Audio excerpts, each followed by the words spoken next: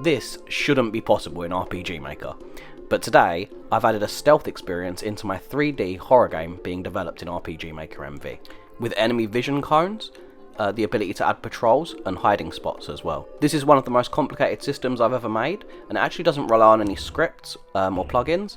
It's pretty much all evented, just a few bits of scripts just to optimise some of the conditional branches. For those of you who are new here, I've been building a fully 3D survival horror game in RPG Maker MV using the MV 3D plugin. No fancy engine, just pure chaotic RPG Maker logic. And each system I've built has been a personal challenge, from first-person combat to Metroidvania abilities, and now stealth.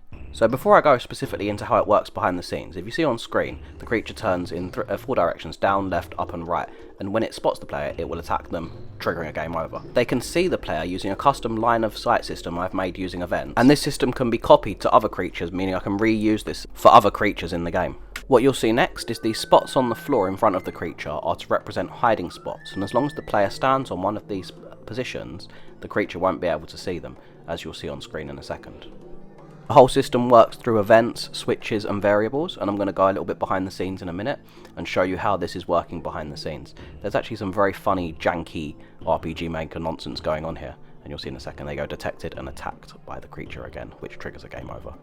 Okay, we're going to go behind the scenes in a second and I'll show you how this all works. So, the first things first, behind the scenes there's these 5 candle objects essentially, which bounce backwards and forwards in like a triangle shape in front of the creature. I'll show you what's controlling that in a second, but basically if one of these collides with the player, it will trigger the event, it will trigger the detected event, and then it will change the enemy's behaviour to attack you. Again, you can see if you're hiding on that spot there, it won't actually be able to see you, because they vanish. Step onto that spot and the candles literally are erased from existence until you step off of that spot again, and they will be like painted back into existence when you step away. There we go. A little bit of jankiness here, as to expect with RPG Maker, which is that I do need to figure out a way to essentially replicate this behaviour across the other hiding spots, but that should be pretty simple. But yeah, so those hiding spots work like that. So here we go. So this is the behaviour of the enemy itself. It turns right, down, left, up, basically turns in a circle, and it controls this variable, enemy detector, sets it to 1, 2, 3 or 4, and there's a switch there, detector reset. This is when it's switched on, when it switch found on, move towards player. When it touches the player, it triggers the game over essentially.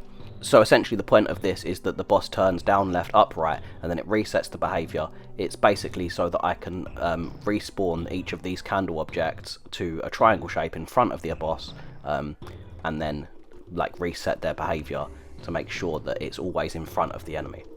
Now the way that I do control that is through this event here, which basically has a load of conditional branches, which is firstly it's to detect which direction the enemy is facing, down, left, up or right. It gets the location of the enemy. This means I can move it around the map and have it be wherever I want in the area, and then it sets the event location for each of these detector objects into a sort of shape in front of it. Now I'm going to show on screen basically a grid for how I figured out like how these variables work, because it's essentially the center is the enemy, and then it's either minus or plus X or Y to figure out exactly how it works, and then it sets a movement route for those candles to move backwards and forwards. And simply if they collide with the character, they switch on the found switch, which then causes the enemy to attack and will trigger the game over. There's only one bit of scripting here, and it's in a conditional branch that I'll show you in a second.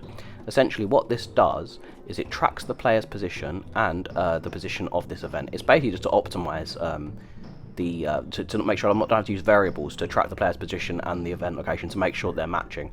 And if they are matching, then it switches on the hiding switch, and if you aren't touching that event, then it switches it off. Lots of parallel processes here, so my idea would be basically to break these into lots of little small areas where I can have more control over this. But the script there is essentially to compare the X and Y locations of this event versus the player's sprite, and that either switches on or off the switch to let you know that they're hiding. Now if you are hiding, it erases those events that detect the player and makes it so that the creature can't attack them. And that's pretty much everything, to be honest. I've gotten through it all pretty quickly today, but the system is more complicated in sort of theory than it is in practice. In practice it's quite simple, I guess. You know, hide from the creature, if it sees you it attacks. Pretty simple, I guess. You've got some hiding spots to hide from them. But this is quite a versatile system, I think. I think there's a lot of potential here for where I'm going to develop this. With this combined with the FPS system that I showed in previous videos, I think I've got a pretty good system here for the enemies and for the challenges. I can develop some pretty fun little areas outside of the exploration that will be just a little bit way to mix up the gameplay and stuff. The next step would be how I could develop this further. Mainly it would be through different types of enemies, different behaviours. I can add in patrol routes. Again, naturally it detects the location of the enemy, so I'll be able to add in those patrol routes simply by modifying its behaviour, having it move around rather than just turning down, left, up, right. So this is a project. This project is a labour of love. I'm one person, working on this all by myself. And if you want to follow this journey, please check out the full playlist linked below. And if you really want to support the madness, and maybe even try the demo when it's ready, you'll be the first to know if you join me on Patreon. Even as a free member, I'll be sharing it there first. I'm hoping to have something released in September. I've mentioned this quite a few times on the channel, but that is what my goal is.